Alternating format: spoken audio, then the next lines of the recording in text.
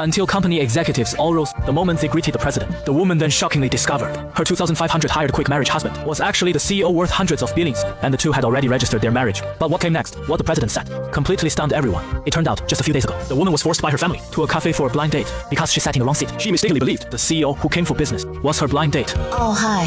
My name is Lin Lan, your blind date. A blind date? Seeing the slightly nervous yet very sincere girl in front of him, the president curiously sat down across from the girl. The girl felt the president was very different from the greasy man on previous dates. She curiously asked the president if this was his first blind date. I get... You could say that.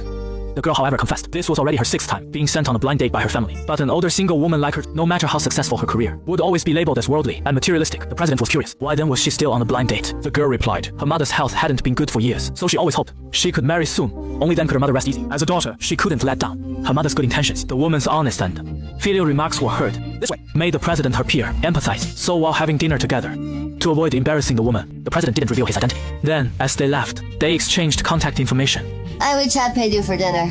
Let's go Dutch. Also, don't drive if you've been drinking. Get a designated driver. The president didn't take this farce to heart.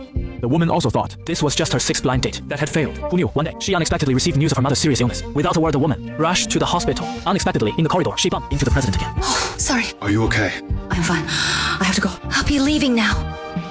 Why do you always look so messy every time we meet? The girl then learned from the doctor that her mother's condition had worsened, with cancer cells spreading throughout her body. She only had 1 month left to live. This sudden change made the woman feel her world collapse. Her only relative was about to leave, and she was helpless. Overwhelmed, she simply fainted. Luckily, the arriving president timely caught her in his arms. This also made the president aware of her unfortunate situation. Mr. Han fainted from extreme sorrow, Caused by overwhelming grief. He just found out his mother has late-stage cancer. Just then, the woman's best friend called. After informing her of the woman's situation, the president left early due to other matters. When the woman woke up again, her best friend had already arrived at the hospital. After comforting the woman, she accompanied her to visit her mother. Little did she know, her mother already knew she had cancer. She urged her to go on blind dates many times, hoping that after she left, her daughter would be cared for. The woman didn't want her mother to worry, so she lied, saying her last blind date went smoothly, and that they were already in a relationship. Her mother was very happy to hear this. She could finally put her mind at ease, so she suggested bringing him over soon, so she could meet him. Under duress, the girl had no choice but to text and ask the president for help. The president was busy in a meeting and didn't want to bother with the woman, but remembering her sad, fainting image, he couldn't help but feel sympathy. I know this is very presumptuous, but since you are going on blind dates, you must also be pressured to marry, right? I want to make a deal with you. We'll be married for 1 year. I'll cover all your living expenses for the entire year.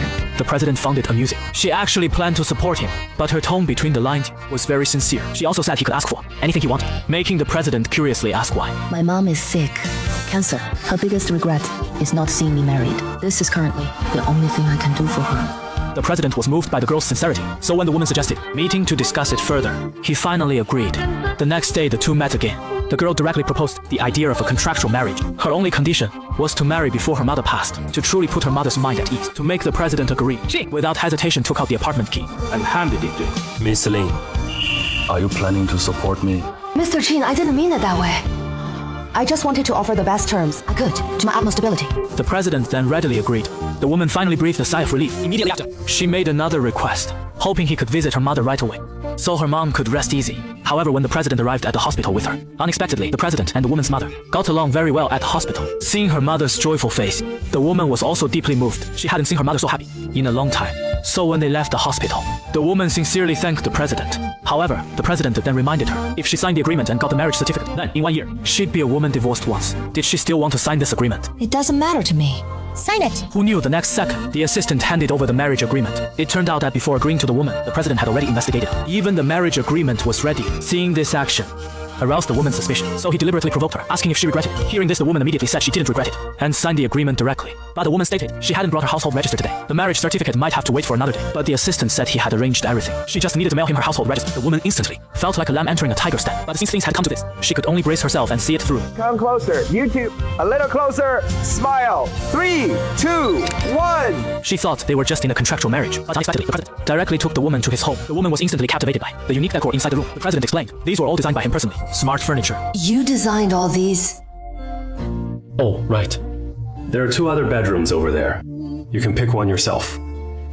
However, if you want to live with me, That is fine too. No need to pick. There's another room over there. I'll stay there. That evening, the president personally cooked dinner for the woman. Unexpectedly, not only was he incredibly handsome, but the food he cooked was also top-notch delicious. open your mouth. How is it? It is so good. I haven't tasted such. Delicious home cooking in a long time. If you like it, then from now on, I'll cook it for you often.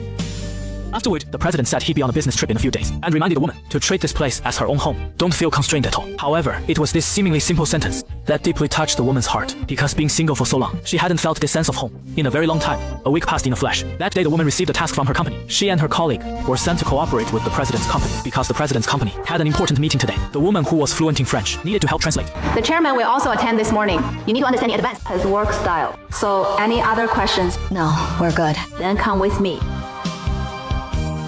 Then they went to the meeting room together. The colleague gushingly told the woman, the chairman of Jicheng Group is handsome and rich, the dream man for many women in Jiangcheng. Today, she actually had a chance to see him in person. Before the woman could speak, the next second, everyone began to stand up to greet the president's arrival. The next second, the woman froze in place.